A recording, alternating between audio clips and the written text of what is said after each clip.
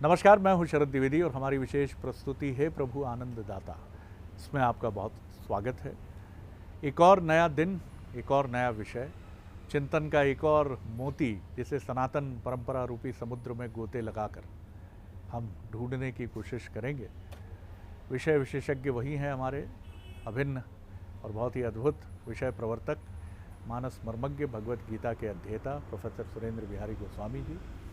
और आज का जो विषय हम चुनने का प्रयास कर रहे हैं वो ये है, उसको मैं एक बहुत चर्चित फिल्म के गीत से आरंभ करके उठाता हूँ। दुनिया में हम आए हैं तो जीना ही पड़ेगा, जीवन है अगर जहर तो पीना ही पड़ेगा। मदर इंडिया बड़ी चर्चित फिल्म और इस गीत के बड़े चर्चे रहे थे। एक और फिल्म आई दक्षिण भारत के एक निर्माता निर्देशक की थी, संसार। उसका भी एक चर्चित गीत था, देखिए ये संसार है। किशोर कुमार का भी एक बहुत चर्चित गीत है जो इसी लाइन पर कहता है, जीवन की रीत है इसे अपना लो, जो भी जीवन की रीत है, ये जीवन है, इस जीवन का यही रूप रंग है। लेकिन संसार है क्या? संसार हमारे पहले भी है, संसार हमारे जाने के बाद भी है, और संसार को ना हमारे आने से कोई फ़र्क पड़ता है ना हमारे जाने से कोई फ़र्क पड़ता है। फ़र्क पड़ता है तो हम ही को पड़ता है। संसार में आते हैं, जब से होश संभालते हैं तो ऐसा लगता है कि अपने पद चिन्ह इस संसार में छोड़कर जाना है। और अगर ये भाव भी है हमारे पास, तो क्या हम ऐसा कर पाते हैं कि हमारे जाने के बाद भी संसार हमको सकारात्मक रूप से याद करता है?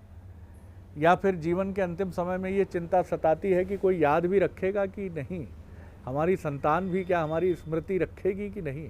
लेकिन आखिर ये संसार, इस संसार की रीति नीति और इस संसार में हम आए हैं तो फिर कैसे जिएं?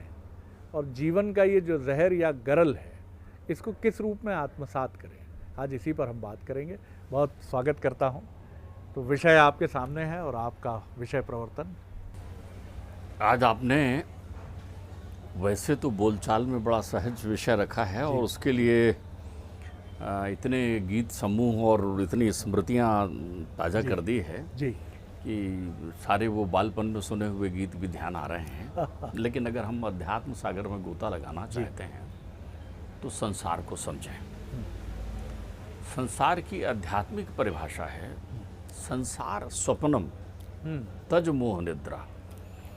संसार एक ऐसी सेज है जहाँ पर मोह के सपने आते हैं। बड़ा सुंदर मखमली बिछौना है, बड़े आनंद से मनुष्य यहाँ सोता है। और यहाँ सोता है मतलब वो माया की गोद में सोता है, धर्म बिछोने में सोता है, संसार रूपी, और स्वप्न में ही होता है क्योंकि वो स्वप्न मोह के होते हैं। तो संसार नींद है। तो आप यही देखिए, इसलिए आप विभिन्न प्रकार के जैसे सपने अपने जीवन में देखते हैं, वैसे ही यथार्थ में आपको संसार में स्वरूप दिखाई पड़ता है। कभी सुख के सपने आते हैं, कभी दुख के सपने आते हैं, कभी अपनों के सपने आते हैं, कभी गैरों के सपने आते हैं। तो आप सपने में सपना देख रहे हैं संसार को। संसार का अर्थ होता है जो असार हो वो संसार है। संसार में कोई सार नहीं है। संसार का सार है ही नहीं ना आपके लिए। अब आप किसी ने पूछा ऐसा कैसा सार नहीं है, तो भाई सीधी सी बात है, तुम आए जैसे थे वैसे ही गए। तो 0 सन्नाटा है, तुम क्या लेके गए? क्या सार लेकर गए? संसार वो यात्रा है जहां हम आए हैं अपने कर्तव्यों का निष्पादन करने के लिए, ताकि हम अपने कर्तव्य और सेवा का निष्पादन करके अपने अंक समंक बढ़ा सकें। हमें भेजा ही गया है यहाँ। हम आए अपने घर से हैं। हम ऐसे घर से आए हैं जहाँ भूख नहीं है, जहाँ प्यास नहीं है, जहाँ कोई विकार नहीं है।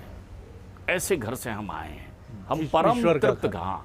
अब उन घर से भेज करके वो देखना चाहते हैं कि तुम्हारे मन में कुछ है क्या, जाओ साफ करके आओ। वहाँ कचरा होगा तो तुम्हारी बुद्धि में कुछ था क्या, जाओ साफ करके आओ।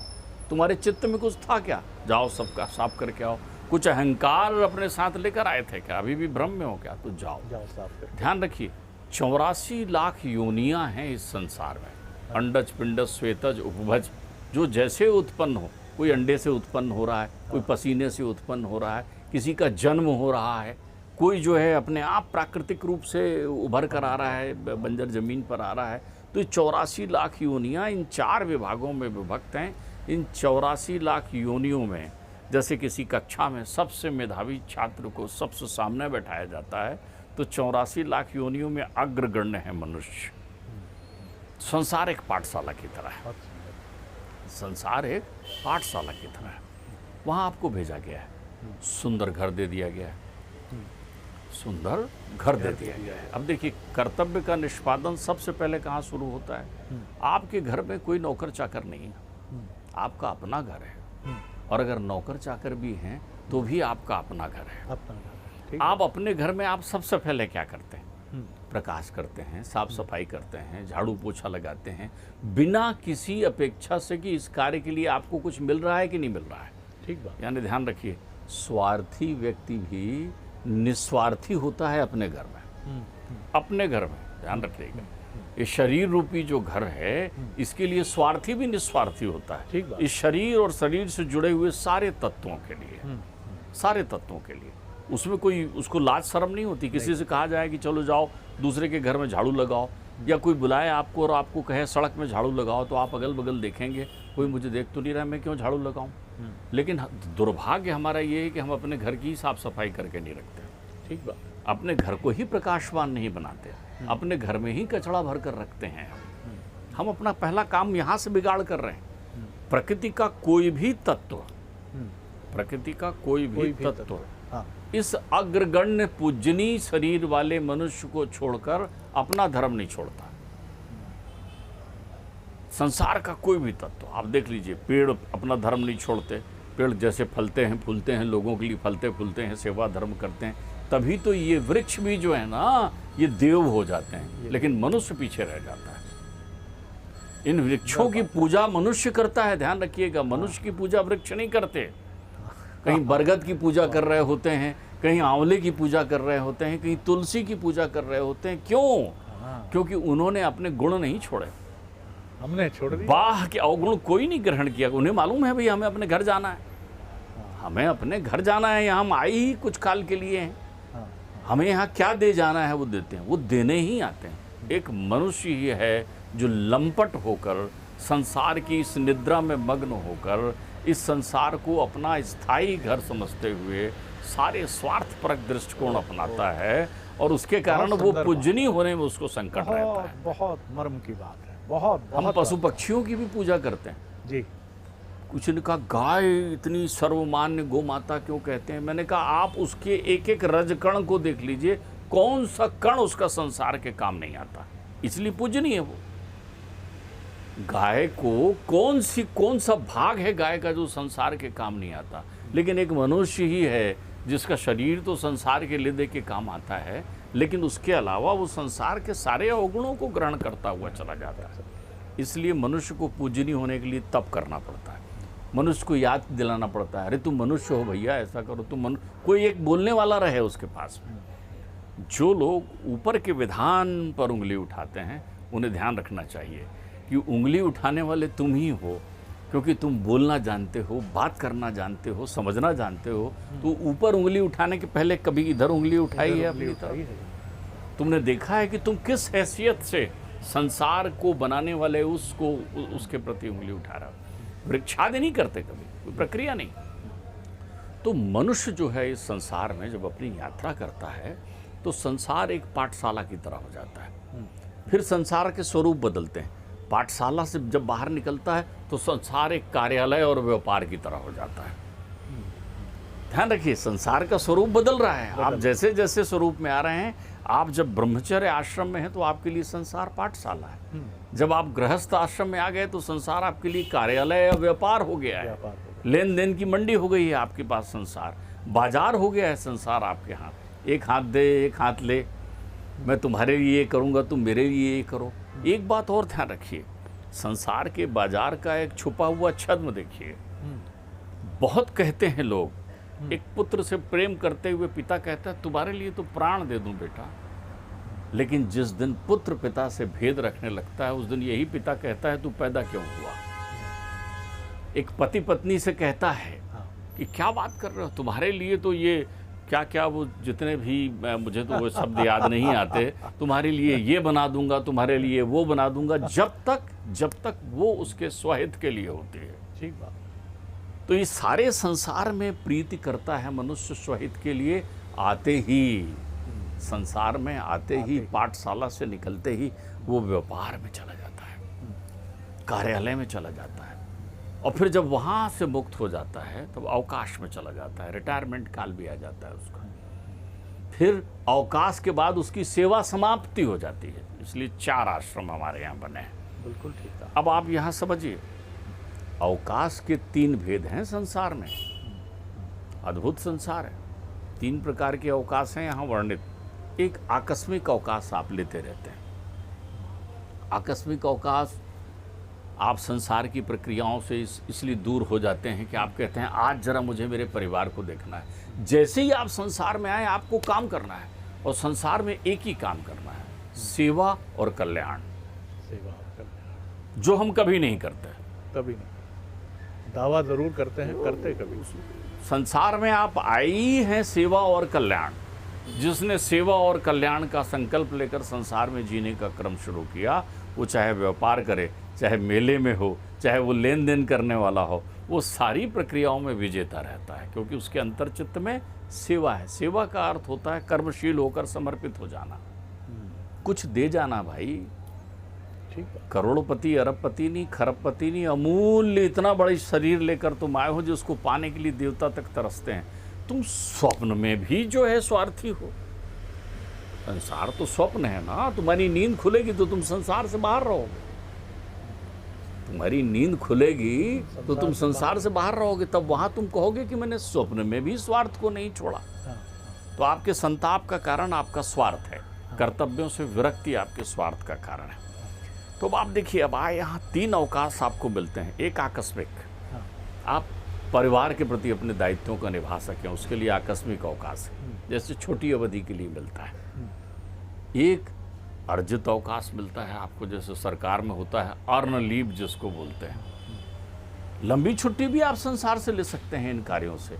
आप आपदा में गिर गए हैं, आपके जीवन में संकट आ गया है, आपके यहाँ रोग शोक आ गए हैं, लेते हैं। फिर आपको रिटायर्ड कर दिया जाता है संसार से। तो जब आप रिटायर्ड हो जाते हैं तब भी आपके पास एक अवसर देता है, जब सारी प्रक्रियाओं से मुक्त हो गए। संसार विषय और संबंधों का एक समुच्चय रूप है। संसार बनता कैसे है? विषय और संबंधों से, बस उसी का समुच्चय रूप है, और कुछ नहीं है। वैकारिक, तेजस, तामस, ये अहंकार के 3 भेद से, रजोगुण, तमोगुण, सतोगुण, इन त्रिगुणों से, इस 5 महाभूतों से जो सृष्टि बनी हुई है, इस सृष्टि में मूल 2 ही स्वरूप हैं। एक विषय उपजते हैं, एक संबंध उपजते हैं। आप तो अकेले ही आए थे ना, अभी शरीर से कितने संबंध उपज जाएंगे? मामा, फूफा, पिताजी, माताजी, ये एक संबंध है। संबंध दायित्व होते हैं, अधिकार नहीं।